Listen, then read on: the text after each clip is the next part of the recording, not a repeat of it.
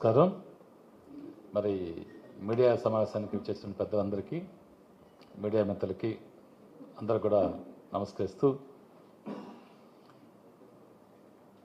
ఈ కూటమి ప్రభుత్వం ఈ ఆంధ్ర రాష్ట్రంలో ఏర్పడి సుమారు 10 నెలలుగా వస్తుంది. మరి అధికారంలోకి వచ్చేదానికి ఈ కూటమి నాయకులందరూ కూడా జగన్మోహన్ రెడ్డి గారిని అధికారం నుంచి తప్పించాలి. దీనికి ప్రధానమైన కారణం జగన్మోహన్ రెడ్డి గారు ఈ రాష్ట్రంలో ఉన్న పేదవాడికి మేలు చేస్తున్నాడు. పేదవాడికి మేలు చేసే వ్యక్తిని ఏ విధంగా ఓడించాలని అందరూ ఏకమై కూటమి ఏర్పడి జగన్మోహన్ రెడ్డి గారిని అధికారం నుంచి తప్పించారు. మరి అధికారంలోకి వచ్చేదానికి ఈ కూటమి నాయకులందరూ కూడా నోటికి వచ్చినట్టువి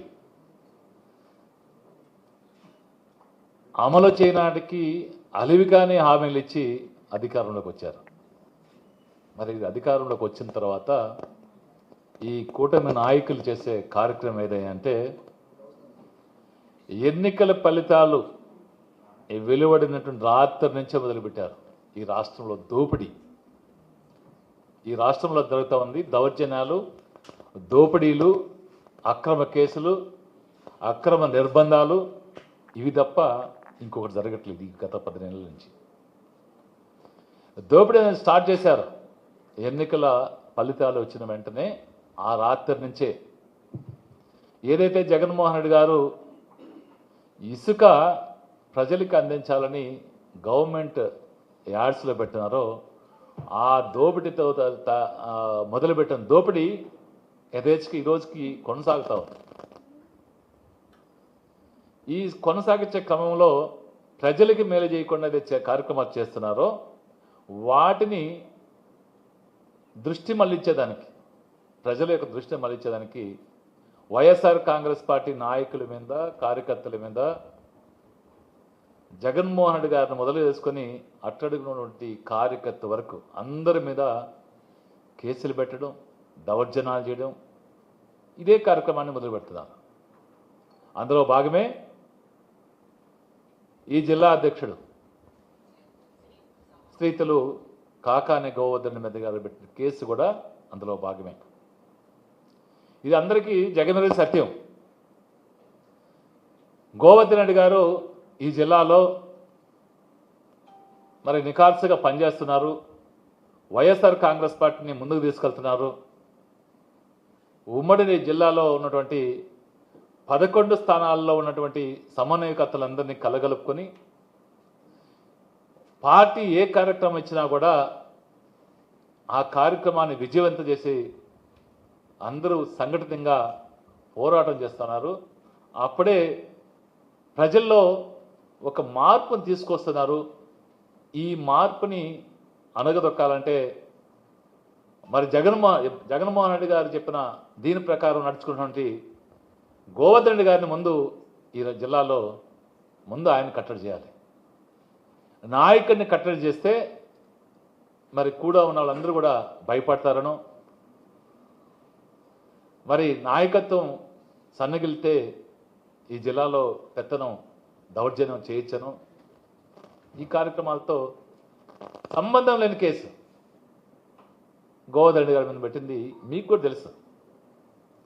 ఏదైతే అక్రమ మైనింగ్ అని అంటున్నారో అది ఈరోజు పెట్టిన కేసు కాదు. ఆ మైన్ విజయన్ చెప్పినట్టు ఆ మైను ఫోర్స్లో లేదు, అది మైనింగ్ జరగట్లేదు అక్కడ. అలాంటిది ఆ మైన్ ఓనర్స్ మీద పెట్టారు ముందు కేసు. డిసెంబర్లోనే, జనవరిలోనే పెట్టారు. అంటే ప్రణాళికాబద్ధంగా చేసుకురావడం. అక్కడి నుంచి ఏదో పరిశీలన చేసినట్టు ఎంక్వైరీ పెట్టుకొని వచ్చి మళ్ళీ శ్యాంప్రసాద్ రెడ్డి గారి మీద ఫిబ్రవరిలో పెట్టారు. 3వ ముద్దాయిగా ఆయన చేర్చారు. 3వ ముద్దాయిగా ఆయన చేరిస్తే ఆయన కోర్టుకు వెళ్ళారు. ఏదైతే తప్పుడు వ్యవహారం పెట్టారో ఆ తప్పుడు కేసుకి ఆయన కోర్టుకు వెళ్ళి కోర్టులో సేధించుకున్నారు. వీళ్ళ దగ్గర ఏం మెటీరియల్ లేదు. శ్యాంప్రసాద్ రెడ్డి గారు కూడా అక్రమ మైనింగ్ చేశాడని ఏం మెటీరియల్ లేదు కాబట్టి కోర్టు కూడా బెయిల్ ఇచ్చింది. మళ్ళీ ఇంకా గోవర్ధన్ రెడ్డి గారిని కట్టడి చేయాలి. మరి ఈ నెలలో గోవర్ధన్ రెడ్డి గారి మీద మళ్ళీ 4వ ముద్దాయిగా చేర్చారు. చూడండి, అంటే ప్రణాళికబద్ధంగా తప్పుడు కేసులు ఏ విధంగా తీసుకొస్తున్నారు. 4వ ముద్దాయిగా చేర్చారు. చేర్చిన తర్వాత గోవర్ధన్ రెడ్డికి రేవున్నారు, రోజు ఇదే అవసరం ఉంటున్నారు, ఇక్కడే అన్ని కార్యక్రమాలు చేస్తున్నాం, అందరికీ అందుబాటులో ఉన్నారు. మరి ఇవన్నీ వదిలిపెట్టి ఆయన ఏదో హైదరాబాద్ పోయాడని, పండగకి హైదరాబాద్ పోతే ఇంట్లో ఉన్న కార్యక్రమం హైదరాబాద్ పోతే ఆ రోజు వచ్చి హడావడి సృష్టించి ఏదో జరిగిపోయిందని సృష్టించి నోటీసులు ఇచ్చి రమ్మని విచారణ రమ్మని ఏదో కట్టుకథ చేసి ఆ రోజు హడావడి చేశారు. మరి 2 రోజులు హడావడి చేసినంత మళ్ళీ తేటతల్లేమైంది. దీంట్లో ఈ కేసులో పసలేదు, ఈ కేసులో గోవర్ధన్ రెడ్డి గారిని అరెస్ట్ చేసి జైలుకి పంపించలేమని మళ్ళీ ఎస్సీ కేసు. ఇదేమైనా 4 ఏళ్లకు ముందు అక్కడ బ్లాస్టింగ్ చేశారంట. దానికి ఏదో ఎస్టీ ఇండ్లు బీటలు వారాయంట. ఆ ఎస్టీలు 4 ఏళ్ళ తర్వాత మీరు అప్పుడు ఆ రోజు మైనింగ్ చేస్తే ఈరోజు మా ఇల్లు పగుళ్ళు వచ్చాయి అని అడిగితే ఆయన సమాధానం సరిగ్గా చెప్పలేదంట. వాళ్ళు ఏదో బెదిరించారంట. దానికి ఎస్సీ కేసు వాళ్ళు ఇంకోటి బనాయించారు. అంటే ఏదో విధంగా చేయాలి. ఇక్కడ అడుగుతున్నాము, మీరు ఫిబ్రవరిలో 3వ ముద్దాయి చేశారు. ఆ రోజు మీరు పరిశీలన చేయలేదా? ఎంక్వైరీ చేయలేదా? ఈ తప్పుడు కేసులో మళ్ళీ ఇప్పుడు పెట్టి మళ్ళీ ఆ రోజు పెట్టిన రోజు గోవర్ధన్ రెడ్డి గారి మీద 4వ ముద్దాయిగా చేర్చిన రోజైనా మైనింగ్ గురించి రాశారు కానీ మళ్ళీ ఎస్సీ కేసు ఎందుకు పెట్టలేదు ఆ రోజు మీరు? మళ్ళీ ఈరోజు అంటే ఆ కేసులో కూడా పసలేదు, కోర్టులో నిలవదు, అరెస్ట్ చేయలేము, జైలుకి పంపించలేమనే ఉద్దేశంతో మళ్ళీ ఈరోజు ఎస్సీ కేసు కూడా పెట్టింది. అంటే ఏదో విధంగా గోవర్ధన్ రెడ్డి గారిని జైలుకి పంపించాలి, అక్రమంగా నిర్బంధించాలి. ఇంత నీతిమాలిన వ్యవహారాలు ఈ రాష్ట్రంలో జరుగుతూ ఉన్నాయి, ఈ జిల్లాలో కూడా జరుగుతున్నాయి.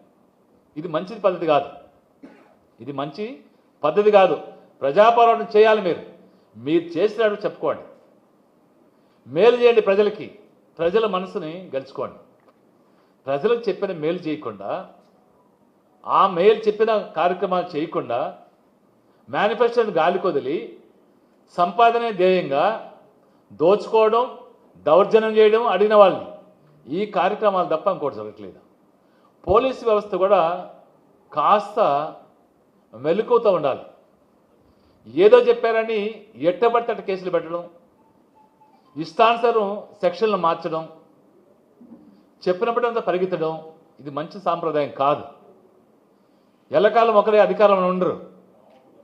మళ్ళీ అధికారం మార్పిడి వచ్చినప్పుడు మళ్ళీ మీరు ఈ తప్పులకి ప్రాయశ్చిత్తం అనుభవించాల్సిన సందర్భం వస్తుంది.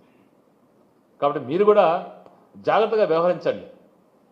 ఎట్టబెట్టట వాళ్ళు చేయమన్నా ఆడమన్నంతగా ఆడడానికి ప్రయత్నం చేయొద్దు. ఏదో గోవర్ధన్ రెడ్డి మీద మీడియా కూడా చెప్తున్నాం, ఏది పడితే అది రాయడం కాదు. గోవర్ధన్ రెడ్డి దాముకున్నాడు, ఏ కలుగులో ఉన్నారో, ఎక్కడ పోయారో కనపట్లేదు. ఎందుకు పోతారయ్యా? ఏం పరిగెత్తి మీ దగ్గర డ్యాన్స్ చేయాలన్నా? అక్రమ కేసు పెట్టారు. అక్రమ కేసు పెడితే కోర్టులు ఉన్నాయి, ఇది అక్రమము సక్రమమైన కేసు కాదు అని కోర్టు కూడా మేము న్యాయస్థానాన్ని ఆశ్రయించాలి. న్యాయస్థానం చెప్పాము, న్యాయస్థానము విచారణ చేస్తుంది. ఈ పోలీసు పోయి చెప్పాలా, మీ దగ్గర ఉన్న మెటీరియల్ ఎత్తుకెళ్ళాలా. ఈ రోజుకి ఎత్తుకట్లేదు, ఈ రోజుకి మెటీరియల్ ఇవ్వటం లేదు. ఎందుకంటే వాళ్ళ దగ్గర ఏమీ లేదు. ఏమీ లేని సందర్భంలో కోర్టుకి రెస్పాండ్ అయితే మళ్ళీ గోవర్ధన్ రెడ్డి గారికి బెయిల్ వస్తుందేమో అని. మరి వాళ్ళు చేయాల్సిన కార్యక్రమాలు చేయకుండా కోర్టు భయం అంటే మీరు దొంగ కేసులు పెట్టేసి అక్రమ కేసులు బనాయించేసి అరెస్ట్ చేస్తారంటే మీ దగ్గరికి వచ్చి అరెస్ట్ చేసి జైలుకు పోవాలన్నా? మీరు చేసే తప్పుడు కేసుల్ని ప్రశ్నించేదానికి, తప్పుడు కేసులు చెప్పేదానికి ఒక కోర్టు ఉంది. కోర్టుల మీద మాకు అపారమైన నమ్మకం ఉంది, న్యాయస్థానం మీద అపారమైన నమ్మకం ఉంది. ఆ న్యాయస్థానానికి చెప్పాము. న్యాయస్థానం చెప్పనండి, గోవర్ధన్ రెడ్డి గారు తప్పు చేసినాడని బెయిల్ ఇకపోతే అప్పుడు చూస్తాం.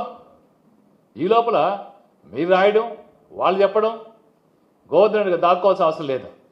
ఈ జిల్లాలో దమ్మున్న నాయకుడు గోవర్ధన్ రెడ్డి గారు. ఎవరికి భయపడాడు. అది మీకు కూడా తెలుసు, మీడియాకు కూడా.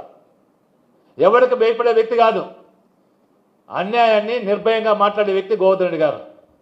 ఆ గోవర్ధన్ రెడ్డి గారి గురించి మీరు మాట్లాడితే మీరే చిన్నతనంగా ఉంటుంది.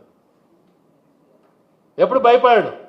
న్యాయం మాట్లాడడానికి, న్యాయం కొరకు నిలబడడానికి గోవర్ధన్ రెడ్డి గారు జడిసే వ్యక్తి కాదు. ఖచ్చితంగా కోర్టుకు పోయాము, కోర్టులో బెయిల్ కొరకు వెయిట్ చేస్తాం, విచారణ జరుగుతూ ఉంది. మరి బెయిల్ మాకు న్యాయంగా రావాల్సిన బెయిల్ మాకు వస్తుంది అనుకుంటాం. ఎందుకంటే ముందస్తు బెయిల్ ఇవ్వాలి, తప్ప చేయలేదు. ఎస్సీ ఎస్టీ మమ్మల్ని అందరూ నేను కూడా ఎస్సీ, మమ్మల్ని కూడా నా సోదరుడని సంబోధిస్తాడు.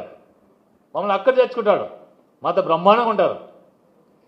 అలాంటి వ్యక్తి ఎస్సీలన్నా ఎందుకు పిలుస్తారు? ఆయన ఒక మాజీ మంత్రి, ఆయన వాళ్ళ తాత ముత్తాత కాడి నుంచి రాజకీయాల్లో ఉన్నారు. ఎంతోమంది ఎస్సీలను చేరదీశారు, ఎంతోమంది ఎస్సీలని ముందుకు తీసుకొచ్చారు. అలాంటి వ్యక్తులు ఎస్సీలని ఎస్టీలని కులం పేరుతో తిట్టారనో, వాళ్ళు ఇస్తే నిజంగా ఆ ఎస్టీలు ఇల్లు పగిలిపోయి ఉంటే, వాళ్ళు నిజంగా పగిలిపోయి వచ్చుంటే వారికి 2 లక్షలు 3 లక్షలు 5 లక్షలు వాళ్ళకి కాంపన్సేషన్ ఇచ్చి ఏదైనా పొరపాటు జరుగుంటే ఎవరు చేస్తుందనే కదా కూడా, ఎవరిది గోవర్ధన్ రెడ్డి గారు చేసిన లేదు, ఎవరో మైనింగ్ చేస్తున్నా కూడా నిజంగా ఎస్టీలకి ఇబ్బంది జరుగుంటే తను చేయని తప్పకైనా కూడా సరే, తను సంబంధం లేని విషయమైనా కానీ సరే, ఎస్సీలు ఎస్టీలు పేదవాడు ఎవడైనా వచ్చి అయ్యా నాకు ఇబ్బంది ఉందంటే సహాయం చేసే వ్యక్తి ఆయన. అలాంటి వ్యక్తి అంట వాళ్ళు ఇల్లు పోయిన వాళ్ళు వస్తే, ఇల్లు పగుళ్ళు వచ్చాయని 4 ఏళ్ళ తర్వాత వస్తే వాళ్ళని ఏదో అన్నారని ఎస్ఎస్ కేసు పెట్టడం ఇంతకన్నా నీతిమాలిన పైన ఇంకోటి మీకు చెప్తా ఉన్నాం. మరి మా నాయకుడు జగన్మోహన్ రెడ్డి గారు కానీ, మరి గోవర్ధన్ రెడ్డి గారు కానీ, వీళ్ళందరికీ వైఎస్ఆర్ కాంగ్రెస్ పార్టీ నాయకులందరినీ వాళ్ళ బాటలో ప్రయాణిస్తాం, వారికి అండగా ఉంటాం. వారు ఏ కార్యక్రమం చెప్పినా వాళ్ళతో నడిచేందుకు సిద్ధంగా ఉన్నాం. మీ అక్రమ కేసులు భయపడేది లేదు, మీ బుడ్డ బెదిరింపులకు భయపడేది లేదు.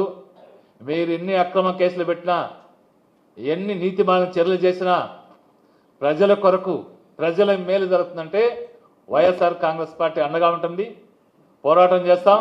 జగన్మోహన్ రెడ్డి గారికి కానీ, మరి గోవర్ధన్ రెడ్డి గారికి కానీ, ఈ జిల్లాలో ఉన్న అందరూ వైఎస్ఆర్ కాంగ్రెస్ పార్టీ నాయకులు కావచ్చు, కార్యకర్తలు కావచ్చు, అభిమానులు కావచ్చు, అందరూ అండగా ఉన్నాం. ఎలాంటి పోరాటమైనా సిద్ధంగా ఉన్నామని ఈ సందర్భంగా తెలియజేస్తూ, నీతిమాలిన చర్యలు ఇకనైనా మానుకోవాలని తెలుగుదేశం పార్టీ నాయకులకి, కూటమి నాయకులందరికీ చెప్తా ఉన్నాం. మీరు పద్ధతి మార్చుకోకపోతే ఇబ్బందులు పడతారు భవిష్యత్తులని ఈ సందర్భంగా తెలియజేస్తా ఉన్నాం. మరిన్ని అప్డేట్స్ కోసం మన HN9 టీవీ ఛానల్ని సబ్స్క్రైబ్ చేసుకోండి.